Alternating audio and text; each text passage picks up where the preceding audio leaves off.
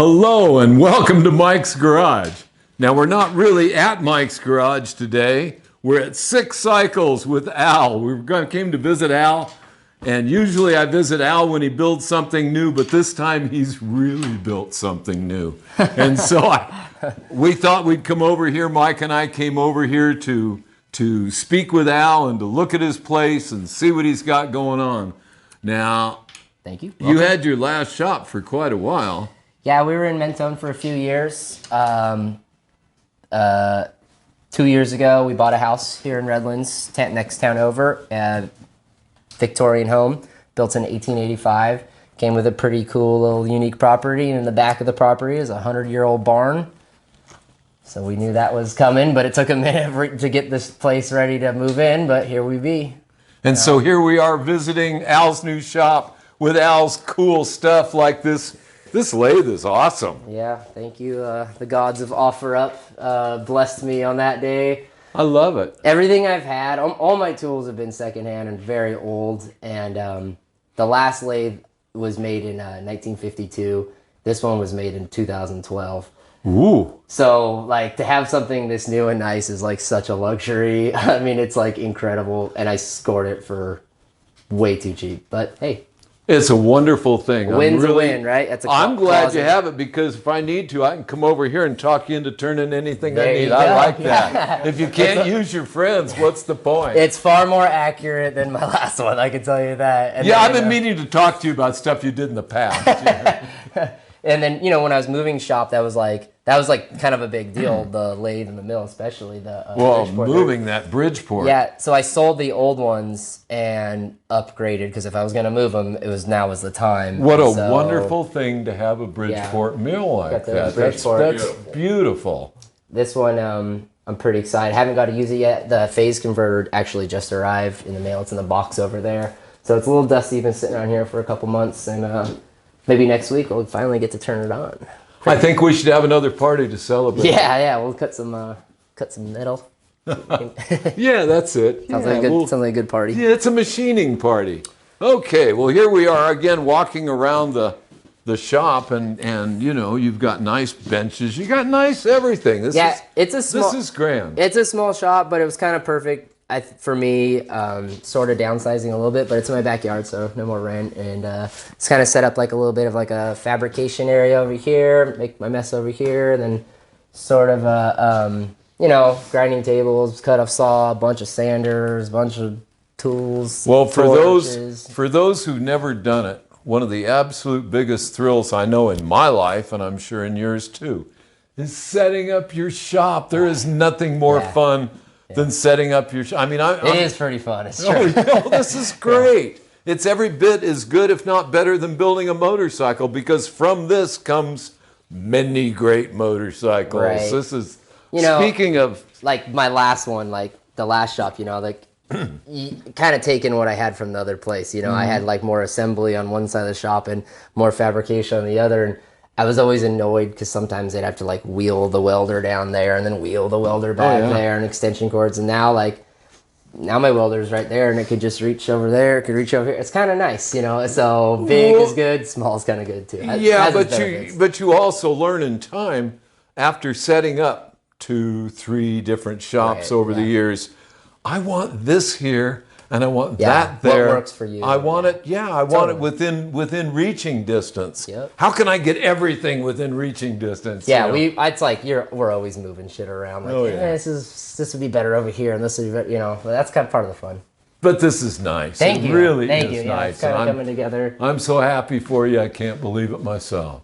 We were up all late last night working on here, so I tried to clean up as much as I could, but yeah, you knew we were coming. I know. I didn't put everything away. My favorite part of the whole shop, though, is my little wood burning stove. I gotta say, like, it's just worth mentioning. Every time I come over, I'm standing in front of it. I believe I stood in front of it at your Christmas party. Yeah, definitely. You know, like the nobody else got to it, man. I was there. What do they call that? Our California, what's cold to us, I know, it's like nothing for other people, but our winters, it's like, it's cold enough for me, but this fire keeps me going. It's all in what your body adjusts to. Yeah. And the hard part is quick changes. Right. Yeah. You know, when Sunny it's day. 110 one day and 45 degrees the next day, it's Yeah. not right. Yeah. That's just not right. I like it warm. I know it's true. I can't help it. Okay. Well, what are you building here? Looks like a shovelhead. This is Chase's bike. It was an 81, or it's an 80. I think the motor's an 80. And he had built it. Chase works for me. It's kind of like my shop helper. And his personal bike, it was pretty hobbled together. We ended up, after our Death Valley run in October, we took the bike completely down to the frame. Mike, if you want to see some of these details we did on the frame, I mean, it was a hard-tailed shovel frame, and we added these like chevron details as we fixed and molded, and kind of like there was a lot of welding and hole repair. The hardtail was done kind of poorly, so after we had fixed up, the metal finishing on the frame was really rough, so we used these like chevrons. Oh, I like Yeah. the pieces. Can I look at these? Yeah, under the check seat it out. The here? seat's just sitting on there. Yeah. Okay. You There. know, Now, see, that's real strength in there. you know, That's and kind of nice. using some of the stuff that was there and just kind of fixing it up. So the bike kind of right now, this is his personal bike, and it's just sort of in for a Well, I bunch of- mentioned, you know, the guys used to do this a lot. Yeah, it's like the fastest stock Well, it was- looking shovel of all time. You know, it's got all Well- the fast stuff, but it's just an 80-inch shovel. Pretty Right, but standard, this really strengthens because you got nothing here. can't hurt. That's Well, for sure. I like to see them even, a little further down even. Yeah. But it just strengthens this a bunch. I thought it looked cool. Because they do break back there a lot. Right, totally. You know, and it's his personal bike, so he plans to ride it a lot, and you know, so we kind of given it the extra attention. We made the gas tank, the framework. He switched from a cowpie to I a like this ratchet panel top. on here. I like your fuel outlet. Yeah, we cut the tunnel out, and so you know, actually Slim helped us do all the Slim way, but you know, it's coming along good, and it's gonna be fun. Speaking of, Slim. we randomly had a Slim, guy just okay. stop by that might be worth mentioning. Everybody who's seen all the put it on Born this Free, what would you call that? Videos, Stuff, all of the yeah. videos, all the stuff from Born Free, you always get Slim and his trike. Oh yeah. Slim and his trike, that 3-cylinder trike with all-wheel drive. That's Slim's. Only Slim could have done that. Love these guys. We Yeah. know that, Slim. Anyway, this is Slim. Yeah, he doesn't live too far, so you know, when I get stuck or if I need help, best part. We Well, help each other out. I'm glad you moved closer because I can use you once in a while. Yes, sir. We can do that. You need to be used and abused. We use each other quite a bit. Yeah, we teach each other stuff. No matter how long either of us have been in anything, there's always something he could teach me. I could teach him. You could teach us. It's just Yeah, we part of the all, brotherhood. well, that's exactly how it works. We get a lot of neat stuff done that way. That's how It works, is yeah. fun. True. I mean, I met you a long time ago. We were going out to your house after I had met you. The next time I saw you was when we came out to have pipes made for that drag bike. Right, yeah, And with you Junior. made those, yeah, for Junior's knucklehead drag That was a bike. crazy bike. 114-inch knuckle. Beautiful machine. Yes, it was. Yeah. Still is, I'm sure. Yeah. Anyway, so next thing, what else do we have next? We got another one here. Yeah, this was like kind of a personal bike. I rode this with Chase on DVR last October. It's just kind of a slapped together, was like a shop bike kind of thing. You know what I mean? It was a bunch of parts that I had floating around. I was real proud of the buying, flipping, trading, like all in the end. My total bill, I think I was at $2,300 on the build. So it was like kind of like a real junker, but after it handled amazing on Death Valley, I mean, Well, you've I got never the good built it- combination. You've got a good combination, and a lot of people don't realize. Now, even like on my knuckle, you know, I've got an XA front end on it, and it's like 2.5 inches longer than a standard front Yeah, end. yeah. That's all. right. So here you've got it on a rigid frame, and you got the front end up just a little. Yeah, That perfect. thing handles so nice because there's no weight on the front end. Right now, yeah, Real light steering. I run drag bars on it. That's the best Springer for sure. Oh I'd yeah. say, definitely. Well, it's really kind of neat because This is a million miles from a knuckle with an XA Springer. You know what I mean? I think a 1993 motor or something like that. You know what I mean? yeah, but that front end. I mean, that's your skinny little front end that weighs nothing. It's the style I like, that's And for it sure. closed in real well. And you've got a 30-degree, I'm sure that's a 38 or a 30-degree rake on the front I end. think this frame was a Santee. I thought it was a Paco at first, but I think it's a Santee, probably like a 90s made. But yeah, it's like stock rake, 30 degrees for sure.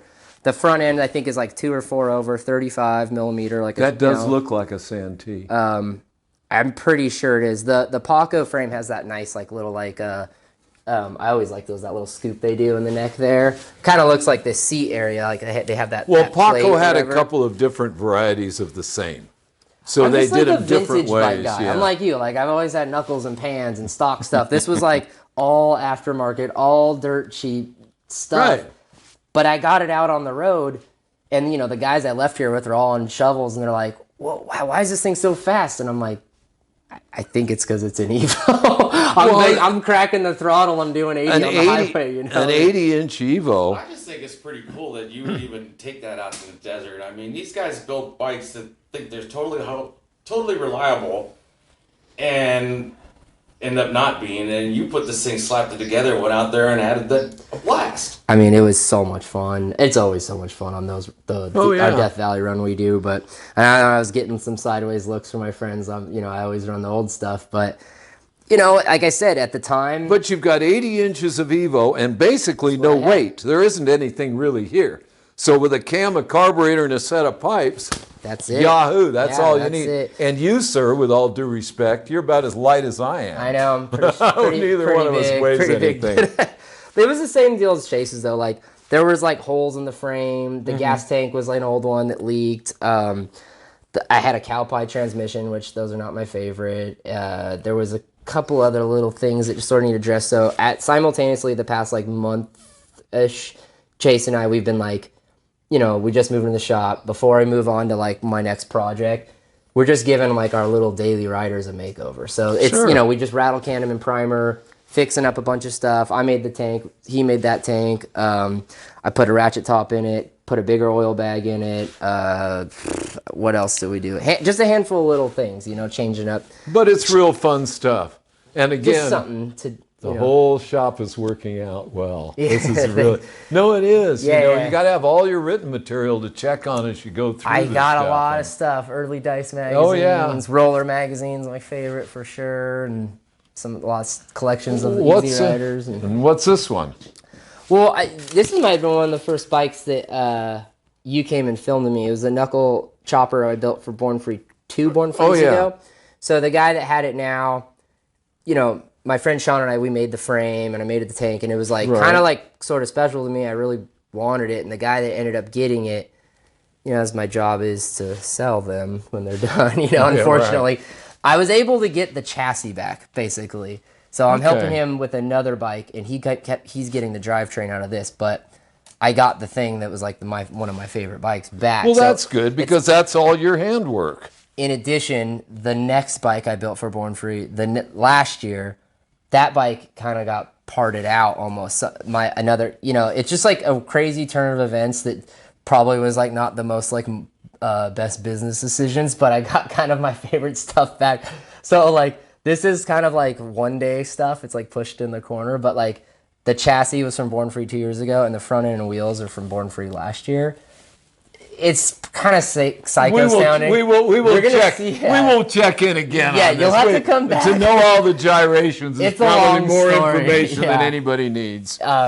It's part of why I think I'm kind of broke right now. But you think I spent a little extra to get stuff that like was maybe like sentimental. It finally happened, I guess, back to me, and I'm gonna build another bike out of it one day. So cool. I don't know. It's kind of cool, but I'll be here for it. Yeah. There's quite a few projects stacked up. There are a lot of projects. Now you've got your shop going. The bikes are happening. Everything is going along swimmingly. I know you're going to have that. The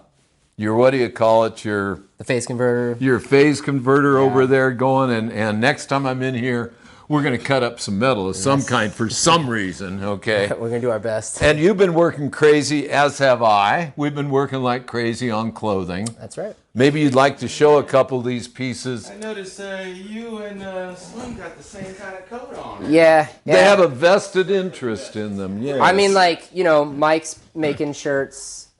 Do you have 3 designs out now? Yeah, I've got 3 designs Find out. them on your website? Yeah, actually, you go to pacificmike.com, which is our website. Instead of being on YouTube, you go to pacificmike.com, and you can click on shirts right there and order shirts if you like. Kind of same deal for me. I used to do the merch to help support the business or whatever, always doing t-shirts. I've done tons of different types of designs. This one's got an Evo. Everything kind of has a vintage. Oh, you're trying to get a picture of it? Sorry. Everything comes from something. All the designs I use are always old stuff redone or whatever. But I used to kind of be more in the clothing business, and so I jumped back in a little bit. And this is one of the bigger items I made. These like riding vests. This one's made of denim with like leather trim. It's lined, super warm. Something like I like, something like a vintage item that I would be looking for to wear while I'm riding. So I kind of like started making my own, and I remember I made those gloves last year. The gauntlet gloves. I gave you a pair of those. So. Yes, they are nice. Yeah, so kind of like jumping into a little bit more of the clothing business that kind of goes along with motorcycle stuff. I mean, it's what I do. It's what I like to do. I like to ride. I hate being cold. We were just talking about. So, we got leathers and gloves and stuff kind of coming down the line. Oh yeah. Well, like I said, we've got T-shirts now, and we'll be adding a few things too. We'll be adding several things. Actually, there's a sheet there. Let me get that sheet that's right there. That's the one. That one right there. Yeah. That's it. So we don't screw these dates up. Yeah. Well, talking about clothes, I know you're going to be at the Paradise Road Show. Yeah, we got some great local SoCal shows coming in the next couple months here. Well, January 28th is Paradise Road Show, which is 2 weeks away. 2 weeks away, 28th and 29th. That's at the Ace Hotel in Palm Springs, and that's a really awesome show. If you have Is that Palm Springs or Palm Desert? I think it's Palm Desert. Is it? Oh, I thought it was Palm Springs. Well, the last one was at a different location. This year, it's at the Ace. Okay. Which I think is Palm Springs. Okay, good. Yeah. That's awesome. fine with me as long as I don't get lost. I don't get lost going down there. Different location? Last year was at the Saguaro. This year it's at the Ace Hotel in Palm Springs. Location. Yeah, different location. Okay. So that's going to be the 28th and 29th, Yeah, which is of January. Yep. So that's 2 coming weeks up. away. Yep, I'm going to come down. I'm most likely be on my knucklehead. We're going to try to get the Chase's bike and the Evo out there, and I'm going to have a booth selling some of the merch as well. So Okay, the next thing after that, the greatest of all. Chopper Fest. Best of the Chopper best. Fest, February 12th at the Ventura Fairgrounds. That's right. You will be there, I Yes, assume? Slim. Okay, Slim will be there. Cameraman Mike will be there. I'll be there. I have a booth there. Yep. I'll have a booth there. Wow. And then the only IE show, right? That is. Oh, now this is Hippie Killer. This is more fun than eating ice cream as far as I'm concerned. Yeah, Cuddy Noteboom puts this on. And this is the Hippie Killer Hoedown. And the Hippie Killer Hoedown, you will find, where is it going to be? It is going to be Temecula. on Anza Road. It'll be in Temecula on Anza Road. It's a different place than their usual locations because this is going to be bigger than usual. They're going to have overnight camping. So it's going to be April 22nd and April. 3rd, I believe. I think it's Saturday, April 22nd, and they have camping available there Friday. I don't know if that's for Friday night or Saturday night, but that That's flyer, well, yeah, you'll be able to find that in April. online, I'm sure, because Definitely. you should be able to Google that with no All of trouble. this stuff, for sure. Yeah, because it's not coming up till April. So, I can't wait for that one. That one is really fun. Yes, sir. Cool. I mean, I've had so much fun at that You can one. Google search all this. The Paradise Road Show is coming up in 2 weeks. If you have a chance, that one's especially good to go to. Definitely breaks up like the winter blues. Yeah. Well, not Nice only weather out that, but there. I mean, you get down there. We went down there last year, and I mean, it was so nice down there. The weather was so nice, Yeah, the weather really was nice last year. and we kind of let her rip down 111. Oh yeah, I had Brittany on the back. I rode my FXR last year. Remember, I was up front with Billy. Were you? It was a fiasco with the babysitter. We got 3 kids, so by the time we got them covered, we had like 3 hours. So we were doing about 100, and I don't know. We want to. Well, they put me with up. Brittany on the back to get there, to hang out for 1 hour to turn around and come back. Well, I don't know. We They made it. We made They it. made me go up front, and I don't have a Speedo on my knuckle. I have nothing on the knuckle. Yeah, that's right. So, I mean, so I'm doing like 55, 60 miles an hour all the way down there. Yeah. Till we get down there, and I apologized, and I found out I was doing 80, 85 all the way down there. I said I didn't have a Speedo. We weren't complaining. Let him run. Oh, we had a good time, though. Really, And we'll do it really again. interested to see the new location. They had it at this location in the past, so it's like back. And this is a great spot. They have a killer restaurant, cool pool. The and other everything. hotel was neat, but it was a little difficult to get to where the bikes were. Yeah, I don't know how it's gonna be set up, but it should be good. They always put on a good show. It'll be good. Chase and Audrey do an awesome job. Okay, so that's it. Is that it? We good? I think we covered everything. We talked about clothes. We talked about events. We talked about your new shop. We introduced, Some junkers. but we introduced Slim, and I think that pretty well takes care of it. And so that should do it for now. And until next time, we'll see you out on the road.